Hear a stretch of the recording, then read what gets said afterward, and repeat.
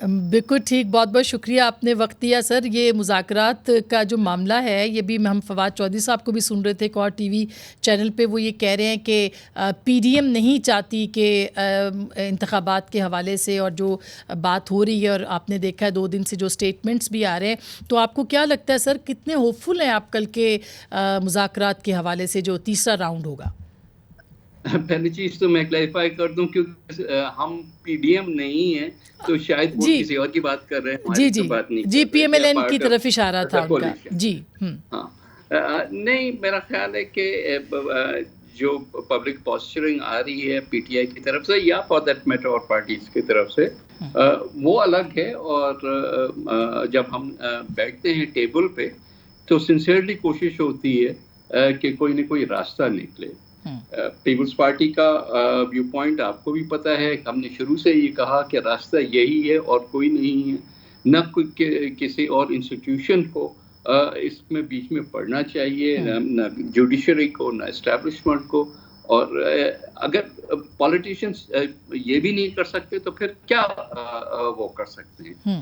तो वक्त आ गया है कि हम बैठ के कोई न कोई रास्ता निकालें, क्योंकि ये हमारी मुल्क के फ्यूचर की जरूरी है, डेमोक्रेसी के लिए भी जरूरी है, कॉन्स्टिट्यूशनलिज्म के लिए भी जरूरी है। तो ये मैटर्स अब इधर उधर जो ओवर द इयर्स तारीख में आपने भी देखा है, कई ऐसे अदवार आए हैं जिसमें हम और इंस्टीट्यूशंस पे डिपेंडेंट हो गए हैं। तो अगर पार्लियामेंट खुद अपना रोल प्ले करेगी, तो हम फिर ये स्पेस किसी और को नहीं देंगे। अच्छा, तो आई नवीद कमर थिंक साहब, आई एम वेरी ऑप्टिमिस्टिक। जो आपका ओपनर था जी, कि ऑप्टिमिज्म नहीं है, मैं ज्यादा ऑप्टिमिस्टिक हूँ कि इंशाल्लाह रास्ता निकल आए। ये तो बहुत आपने हमें भी ज़ाहिर है, हम चाहते हैं कि कोई रास्ता निकले, एक जमहूरियत को, इलेक्शंस को आगे जाना चाहिए। लेकिन मुझे ये बताइएगा कि ये जो मुज़ाकरात का आखिरी राउंड था, उसके अंदर ज़ाहिर है कि आपने कहा दोनों अतराफ से था कि गैर मशरूत होगा, लेकिन शर्त इमरान खान साहब की तरफ से है कि 14 मई से पहले असम्बली बर्खास्त की जाए।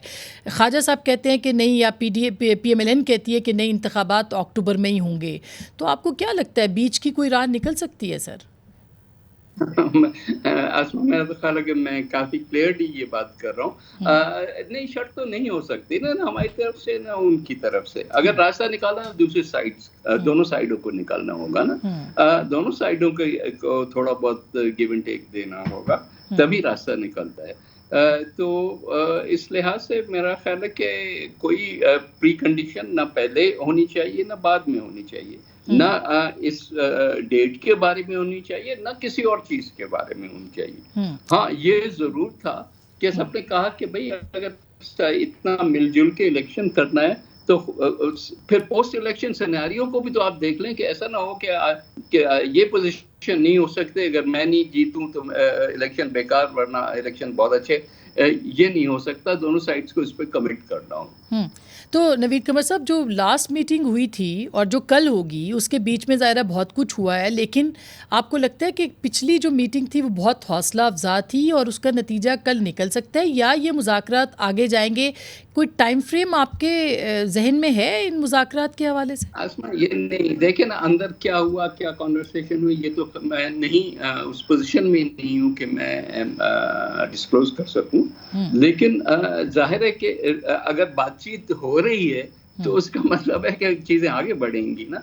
अगर ब्रेकडाउन होता, डेडलॉक होता, तो फिर ये इतना जल्दी अगला राउंड और अगला राउंड और अगला राउंड नहीं होते ना।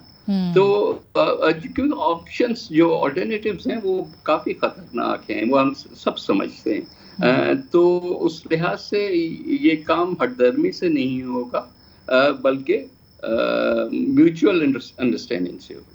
और अली ज़फ़र साहब को मैं सुन रही थी एक जगह पे, उन्होंने ये कहा कि ये जो 90 दिन से आगे इंतखाबात का मामला है जो चले गए हैं, इसके लिए उनको लीगल कवर चाहिए और वो उसके लिए उनकी असम्बली में वापसी यानी कि PTI की ज़रूरी होगी। तो आपको लगता है कि इस मामले के ऊपर भी बात होगी? देखें, 254 आपको ये गुंजाइश तो देता है कि कोई चीज़ अगर अब वक्त पे ना हो तो उसको आप इनवैलिड नहीं कर सकते।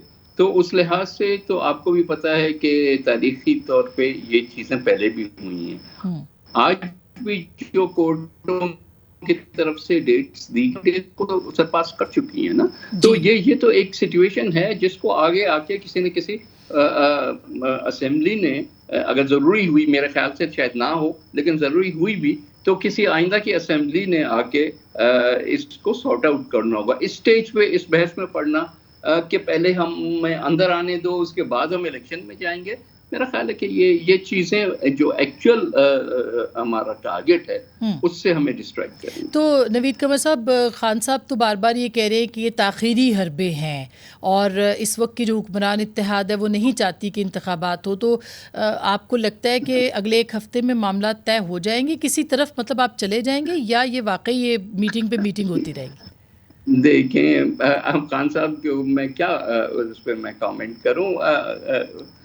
अगर कोई डिस्ट्रैक्शन है भी तो खान साहब की तरफ से आ रही है ना, या फिर उसके जवाब में कुछ यहाँ से भी चला जाता है। ये नहीं करते आप, छोड़े जिन पे एतमाद किया खान साहब ने भी और बाकी रूलिंग कोलिशन ने भी, उनको कोई रास्ता निकालने दे, उसके बाद इस पे कमेंट कर लें। अगर फेल हो गया तो जाहिर है कि फरिश्ता तो कोई भी नहीं है, कोई ये चीज़ किसी पॉइंट पे भी कहीं ना कहीं जो है वो कमज़ोर पड़ सकती है, लेकिन दुआ करें कि ये हम कामयाब हो जाएं। और PMLN की तरफ से तो अब बार बार ये आ रहा है, आज आपने जावेद लतीफ़ साहब की प्रेस कॉन्फ्रेंस सुनी होगी, ख्वाजा साहब की कल बात सुनी होगी कि मुज़ाकरात करने ही नहीं चाहिए थे, तो अगर ये रवैया होगा तो फिर मुज़ाकरात आगे कैसे बढ़ेंगे नवीद कमर साहब? देखें, रवैये की बात नहीं, फिर आप वही सवाल घूम करके आ रही हैं भाई, जो लोग टेबल पे नहीं बैठे हुए उनके व्यू पॉइंट को मैं क्या कर सकता हूँ।